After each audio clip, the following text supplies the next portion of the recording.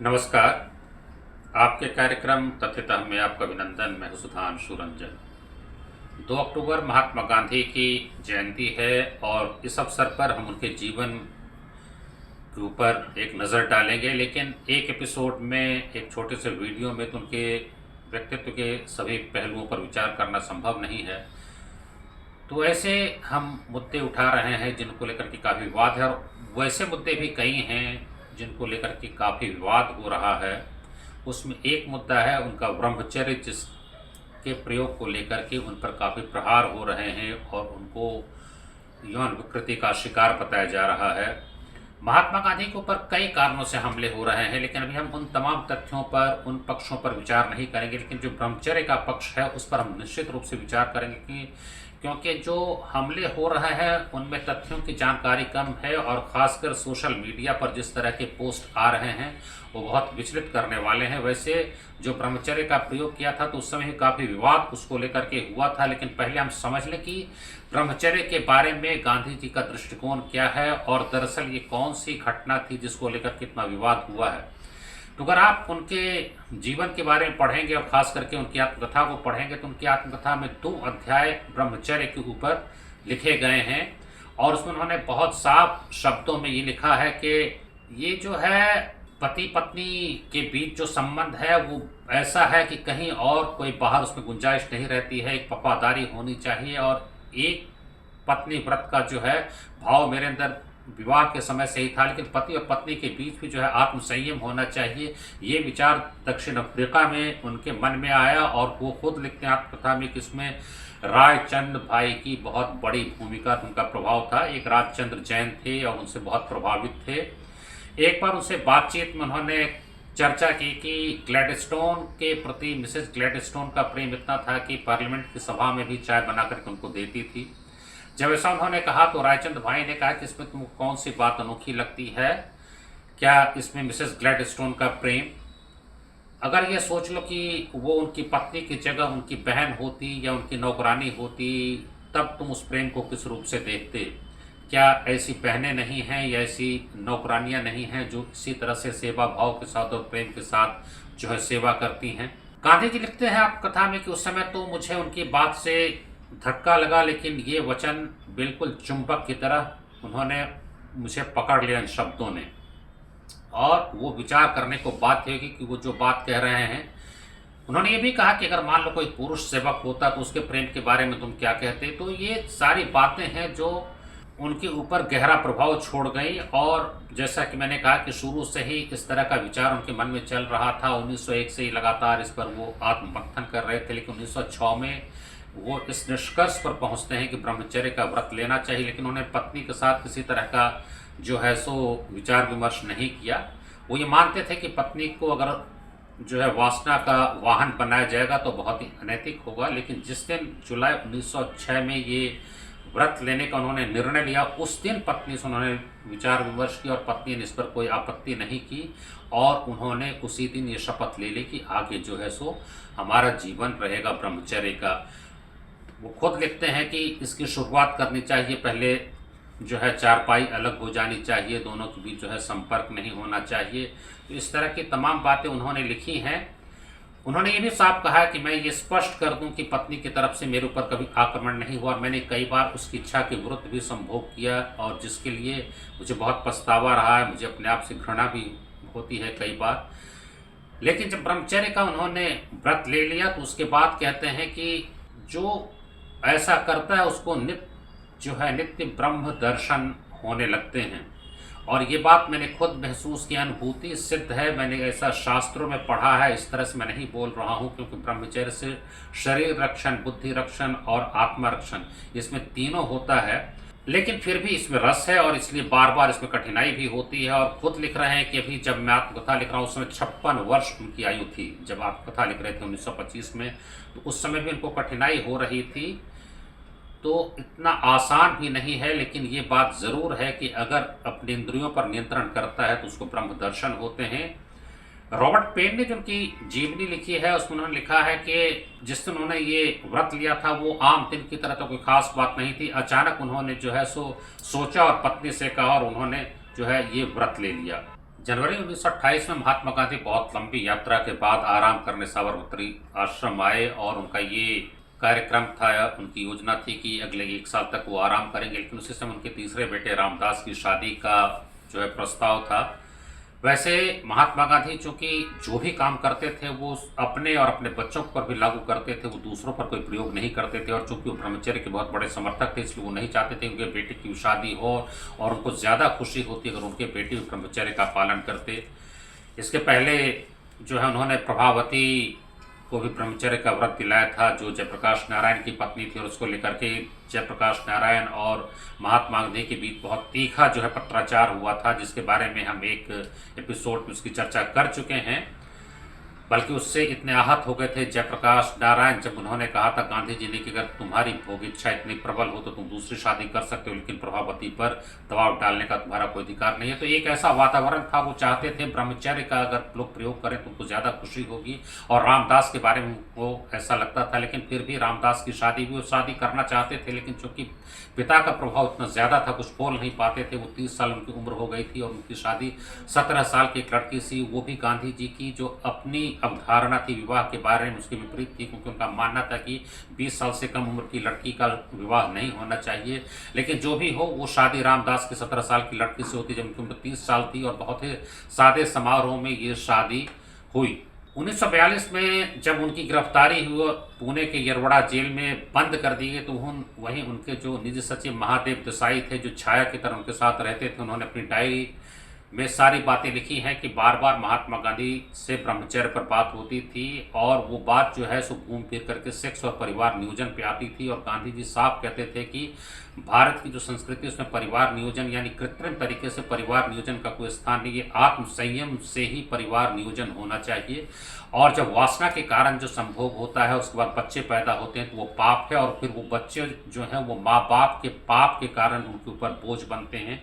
इसलिए संभोग भी केवल संतानोत्पत्ति के लिए होना चाहिए, और एक व्यक्ति को 3 या 4 बच्चों से अधिक की जरूरत नहीं है। इसलिए पति पत्नी के बीच भी संभोग केवल 3 ही बार या 4 बार होना चाहिए। और अपने बारे में खुद भी मानते थे कि उनके भी जो 3 बच्चे हैं वो वासना के कारण पैदा हो गए। केवल जो चौथे बेटे थे देवदास, वो जो है इच्छित ढंग से पैदा हुए, क्योंकि वहाँ पर वो संतानोत्पत्ति के लिए ऐसा किया गया था। बाकी जो बच्चे हुए वो वासना के कारण, और इसलिए गांधी जी लिखते हैं कि उन्हें खुद अपने आप से घृणा होती है, जो वो सोचते हैं कि उन्होंने क्या किया। पत्नी के ऊपर कई बार उन्होंने जो है सो ज़बरदस्ती भी की। ये सारी बातें उन्होंने स्वीकार की है। अब कुछ आत्मकथा में लिखा है, कुछ बाद में जो उनके लेख आए, क्योंकि 1926 के बाद उनका जीवन सार्वजनिक हो गया था, इसलिए उन्होंने लिखा कि अब मुझे कुछ लिखने की ज़रूरत नहीं है, तो वहीं पर उनकी आत्मकथा खत्म हो जाती है।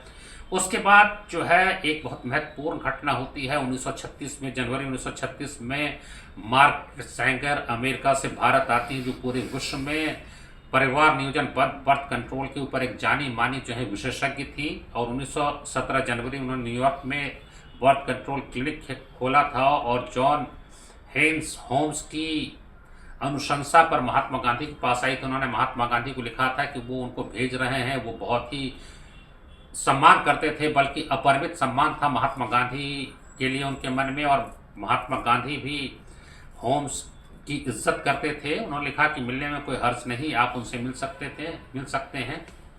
तो सैंगर आई वार्धा जिस दिन आई उस दिन सोमवार था, तो गांधी जी का मौन व्रत रहता था, इसलिए ज़्यादा बात हुई नहीं। लेकिन हाँ, बहुत जो है गर्मजोशी के साथ, जैसा कि गांधी जी अपने हर मेहमान का स्वागत करते थे, मुस्कुरा करके उन्होंने स्वागत किया और उनको बिल्कुल ही आराम के साथ बैठने और उनके रहने की व्यवस्था की गई। कल सुबह जब गांधी जी टहलने निकले तो सैंगर के साथ गई, और वो देखकर हैरान रह गई कि लोग इस तरह से उनके चरण छूने के लिए और साष्टांग दंडवत करते थे। ये भी कहा है, उन्होंने लिखा है कि सैंगर ने कि उनके चेहरे पे एक आभा थी और एक आध्यात्मिक मौजूदगी का एहसास होता था गांधी जी के साथ चलने में।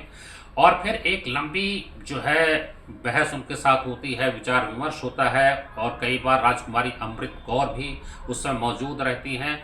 और वो बड़ा ही दिलचस्प भी है, बार बार वो कहते थे कि देखिए जो आप बर्थ कंट्रोल की बात कर रहे हैं, इसका सिर्फ एक ही तरीका आत्मसंयम। जब भी संभोग होना चाहिए तो केवल संतान उत्पत्ति के लिए होना चाहिए, नहीं तो आत्मसंयम पति और पत्नी के बीच होना चाहिए। और उसका समाधान महिलाओं के पास है, लेकिन महिलाएं विरोध नहीं करती हैं। अगर महिलाएं विरोध करें तो इसका समाधान हो जाएगा, लेकिन चूंकि वासना के कारण पति हमला करता है और पत्नी भी इसको स्वीकार कर लेती है, क्योंकि बहुत सारे जो अब तक के नियम बनाए गए हैं, जो परंपराएं बनाई गई हैं, वो सारे पुरुषों ने अपने ढंग से बना दी है और महिलाओं ने भी उसको चुपचाप स्वीकार कर लिया है। इसलिए महिला भी भोग विलास में शामिल हो जाती है और इस कारण से समस्या का समाधान नहीं हो पा रहा है। गांधी जी सेंगर के हर उस तर्क का खंडन करते थे जिसमें वो बताती थी कि क्यों ज़रूरत है परिवार नियोजन की, क्योंकि मनुष्य में इतना संयम नहीं होता और जिस तरह से आबादी बढ़ रही है इसलिए इसकी ज़रूरत है। लेकिन वो मानते थे कि कोई भी कृत्रिम तरीका जो है वो बिल्कुल ही अधार्मिक है, वो गलत है और ऐसा नहीं किया जाना चाहिए। बार बार यही कहते थे कि अगर संतानोत्पत्ति की ज़रूरत है तभी संभोग हो, और उसके बिना अगर कोई होता है तो वासना है जो कि पाप है। हर बात में वो कहते थे कि ये पाप है और ये नहीं किया जाना चाहिए। तो वो बहुत हैरान होते थे। वो गांधी जी भी कहते थे कि जो भोजन स्वाद के लिए किया जाता है, मज़े लेने के लिए जो खाया जाता है, वो भी पाप है। तो सेंगर को हैरानी होती थी कि ऐसा क्यों है कि गांधी उस हर चीज़ का विरोध करते हैं जिससे मनुष्य को आनंद मिलता है, जिसे वो मज़े लेकर के करता है, लेकिन उस हर काम का गांधी जी विरोध करते हैं। तो उन्होंने कहा, तो वो आपके कहने का मतलब ये है कि sexual union for procreation is love and when there is no procreation is lust. तो गांधी जी ने कहा एग्जैक्टली, बिल्कुल मैं यही कह रहा हूँ कि अगर संतान उत्पत्ति के लिए संभोग होता है तो वो प्यार है और नहीं तो जो है ये वासना है। और उन्होंने खुद कहा कि जब बच्चे पैदा हो जाते हैं तो फिर अलग सोना चाहिए। और जैसा मैंने कहा, उनको भी उन्होंने कहा कि मेरा चौथा बच्चा तो इसी कारण से हुआ था, लेकिन पहला 3 जो था वासना के कारण हुआ, तो उसके लिए उनको जो है अफसोस था। और ये भी उन्होंने कहा कि जब बच्चे पैदा हो जाए तो फिर पत्नी और पति को साथ नहीं सोना चाहिए। और दरअसल पति पत्नी में प्यार तभी होता है जब सेक्स का संबंध खत्म हो जाता है, यानी जब वासना खत्म हो जाती है, तब सही मायने में दोनों के बीच जो है प्यार होता है। उन्होंने ये सारी बातें समझाने की कोशिश की। उसके बाद फिर सेंगर ने और भारत में अपनी यात्रा जारी रखी। लेकिन इस बातचीत से गांधी जी इतने थक गए, ये जो दोनों के बीच बातचीत इतनी लंबी हुई उससे उनको काफ़ी थकान हो गई। गांधी जी को बॉम्बे में एक हॉस्पिटल में जो है दाखिल कराना पड़ा, उनको भर्ती कराना पड़ा और फिर उनका काफ़ी इलाज चला। एक बड़ा ऑपरेशन भी हुआ। दांत को लेकर के जो परेशानी थी, उनके दांत उखाड़ दिए गए। लेकिन एक दिन बड़ी एक विचित्र घटना हुई। गांधी जी सोए हुए थे और अचानक उनको लगा जैसे कि किसी एक स्त्री से मिलने की उनकी इच्छा हो रही है। उनको ये महसूस हुआ कि मैं एक स्त्री को देखना चाहता हूँ। और जो व्यक्ति लगभग 40 वर्षों से इस तरह का आत्मनियंत्रण रख रहा था, अपनी इंद्रियों को वश में रखे हुए था, उसको इस तरह का अनुभव हो, इस तरह की इच्छा, उससे बहुत वो विचलित हुए। तुरंत उन्होंने सबों को बताया कि अभी मेरे अंदर इस तरह की इच्छा हुई है। उन्होंने अपने स्टाफ को ही बताया, डॉक्टर नर्स सबको बताया और इससे वो बहुत विचलित हुए। उन्होंने अपनी पीड़ा सबों को बताई कि ऐसा भयावह अनुभव उनको हुआ है, डरावना है, लेकिन इससे उनको कोई राहत नहीं मिली। लेकिन जो स्वीकारोक्ति उन्होंने की, कन्फेशन, उससे उनको ज़रूर राहत मिली। और उन्होंने खुद लिखा है कि गीता की जो व्याख्या उन्होंने की है उसमें कहते हैं कि ब्रह्मचर्य से ही मनुष्य को शक्ति मिलती है। और महाभारत में भी ब्रह्मचर्य को सबसे बड़ा धर्म माना गया है। इसलिए भीष्म पितामह जब मृत्युशैया पे पड़े हुए थे तो उन्होंने युधिष्ठिर को कहा था कि अगर कोई व्यक्ति ब्रह्मचर्य का पालन जो है पूरी तरह से करता है तो उसके लिए कुछ भी करना असंभव नहीं है। लेकिन वो काफ़ी जो है अलग थलग महसूस कर रहे थे। वो समाज से लगता था कि कट गए हैं, बिल्कुल अकेलापन जो है उनको उस समय अच्छा लग रहा था, मिलना जुलना भी पसंद नहीं कर रहे थे। और इस दौरान उन्होंने कई लेख भी जो है सेक्स और ब्रह्मचर्य के ऊपर उन्होंने लिखा, जो कि उनकी पत्रिका में छपा। इस बीच वो लखनऊ कांग्रेस में शामिल होने के लिए गए, लेकिन वहाँ बिल्कुल शांत रहे, उन्होंने कुछ भी नहीं कहा। लगा लोगों को कि ये क्यों इस तरह से गांधी जी ऐसा व्यवहार कर रहे हैं। और वापस लौटते समय नागपुर में जो है सो साहित्यिक सम्मेलन था, अखिल भारतीय साहित्यिक सम्मेलन, उसमें हिस्सा ले। उन्होंने कहा कि गांव में मनुष्य को बिल्कुल सादगी के साथ रहना चाहिए। फिर वापस नागपुर आए तो फिर गांव में से गांव में उन्होंने रहने की इच्छा व्यक्त की जहाँ की मीराबेन रह रही थी। और वहीं पर फिर बाद में सेवाग्राम बना। वहाँ कुछ भी नहीं था, न सड़क थी, न टेलीफोन, न टेलीग्राम, कुछ भी, कोई मतलब आधुनिक सभ्यता से कटा हुआ। लेकिन उनको ये पता नहीं था कि जब वहाँ जाएंगे तो वो सारी व्यवस्था वहाँ भी कर दी जाएगी गांधी जी के जाने के बाद। लेकिन जो सबसे निर्णायक मोड़ आता है ब्रह्मचर्य के प्रयोग में, वो नोआखाली में आता है, जब 1946 में भयंकर दंगे हुए और एक समुदाय के व्यक्ति का कत्लेआम शुरू हुआ। बलात्कार, बड़ी संख्या में हिंदुओं का नरसंहार हुआ, हिंदू महिलाओं का बलात्कार हुआ, धर्मांतरण की शिकायतें आने लगी, तो महात्मा गांधी वहाँ पर गए थे और उन्होंने बिल्कुल वहाँ कैंप कर जिसके बारे में कि माउंटबेटन ने कहा है कि वन मैन आर्मी, बिल्कुल एक व्यक्ति था जो इस सारे जो इस ये भयावह माहौल था, जो बिल्कुल उन्माद की स्थिति थी, उसमें एक व्यक्ति चट्टान की तरह खड़ा था, तो वो महात्मा गांधी थे। और वहाँ उनको ब्रह्मचर्य की अपनी परीक्षा करने का जो है उनके विचार उनके मन में विचार आया, और उनके मन में ये भी आया कि जो उनकी पोती थी ग्रैंड नीस भाई की पोती बानू गांधी, उनके साथ ये प्रयोग करना चाहते थे और उस बारे में उन्होंने विचार विमर्श किया। प्यारे लाल जो उनके निजी सचिव थे, निर्मल कुमार बोस जो नौखालिम उनके साथ थे, एंथ्रोपोलॉजी के प्रोफेसर थे, लेकिन वहाँ अनुवादक के रूप में गांधी जी के साथ गए थे, जो बांग्ला में जो बातें लोग बोलते थे उनको अनुवाद करके गांधी जी को बताते थे और गांधी जी की बात को अनुवाद करके लोगों को बताते थे। उनसे उन्होंने चर्चा की, उन्होंने अपने बेटे देवदास तक से इसकी चर्चा की, चक्रवर्ती राजगोपालाचारी के साथ विचार विमर्श किया था, कुछ और लोगों के साथ भी किया, और बाद में उन्होंने कुछ लोगों को पत्र लिखा, लेकिन वो विचार विमर्श के लिए कम था और सूचना के लिए ज़्यादा था। जब ये बात लोगों को पता चली तो अधिकतर की प्रतिक्रिया ये थी कि एक बहुत ही खतरनाक प्रयोग महात्मा गांधी करने जा रहे हैं, जो कि अवॉइडेबल है, यानी इसको टाल देना चाहिए, क्योंकि इससे जो है बहुत उनकी प्रतिष्ठा को धक्का लगेगा, और उनकी प्रतिष्ठा को ही धक्का नहीं लगेगा बल्कि जो पूरा अभियान गांधी जी चला रहे हैं वो पूरा अभियान ही बदनाम हो जाएगा, जिनके सहयोगी हैं वो भी बदनाम हो जाएंगे। लेकिन गांधी जी को कोई संदेह नहीं था, वो मानते थे कि अगर कोई काम अच्छा है तो उसमें लोग क्या कहते हैं इसकी परवाह नहीं करनी चाहिए, क्योंकि उनको लग रहा था कि अगर इतनी हिंसा हो रही है चारों तरफ तो उनकी अहिंसा का क्या मतलब है, उनके ब्रह्मचर्य में क्या कमी रह गई है जो इतनी हिंसा हो रही है। क्योंकि उनका मानना था कि ब्रह्मचर्य में इतनी शक्ति होती है कि हिंसा को समाप्त कर देती है वो शक्ति जो है, इसलिए उनको अपने ब्रह्मचर्य की जांच करना जो है बहुत ज़रूरी लगा। और उन्होंने कहा कि ये प्रयोग से ज़्यादा एक यज्ञ है और एक पूर्णाहुति के रूप में ईश्वर को वो समर्पित करना चाहते हैं। और इसीलिए जब 19 दिसंबर 1946 को मनु गांधी आई तो उन्होंने ये उनसे पूछा और मनु तैयार हो गई। उन्होंने कहा कि हाँ, इस प्रयोग में हम आपके साथ जो है शामिल होने को तैयार हैं। और इतना ही नहीं, उन्होंने कहा कि मुझे जान भी आपके लिए देनी पड़ेगी तो मैं जान भी देने को तैयार हूँ। तो वो तो बिल्कुल जिसको कहता है कि कन्विंस्ड हो चुके थे कि ये जो है एक पवित्र यज्ञ है और इसमें उनको शामिल होना है। इसलिए नहीं कि लोग इसको गलत समझे तो हम उसको छोड़ दें, बल्कि इसलिए कि अगर ऐसा कुछ हो रहा है तो निश्चित रूप से हमको अपनी ही जांच करनी चाहिए। उनको खुद अपने ऊपर कुछ लग रहा था कि मुझ में कमी है, इसलिए ये परीक्षा जो है वो चाहते थे कि हो। ये भी उन्होंने कई पत्रों में लिखा कि वो मनु को सिर्फ इस प्रयोग के लिए नहीं चाहते थे, बल्कि मनु का सानिध्य उनको अच्छा भी लगता था। और राजमोहन गांधी ने जो उनकी जीवनी लिखी उसमें ये भी लिखा कि Mahatma Gandhi needed Manu's company, touch and warmth, यानी मनु गांधी जो जिस तरह से उनके साथ रहती थी, उनको कहा जाए सहलाती थी, या उसका जो एक स्नेह था, उसकी ज़रूरत महात्मा गांधी को थी। इस प्रयोग से यज्ञ से बहुत लोग बहुत आहत हुए। उनके साथ जो निर्मल कुमार बोस थे वो भी बहुत असहज महसूस करने लगे। उनके ये लिखा है बोस ने कि जिस तरह से ये प्रयोग कर रहे थे वो बिल्कुल खुल्लम खुल्ला था, और अगर कोई नियत उनकी ख़राब होती तो इस तरह से खुले तरीके से वो इस प्रयोग को नहीं करते। लेकिन फिर भी वो असहज हो गए थे, उनके साथ काम करना नहीं चाह रहे थे। और उनके जो स्टेनोग्राफर थे परशुराम, उनको भी जो है बहुत इससे पीड़ा होने लगी, वो भी सहज नहीं रहे।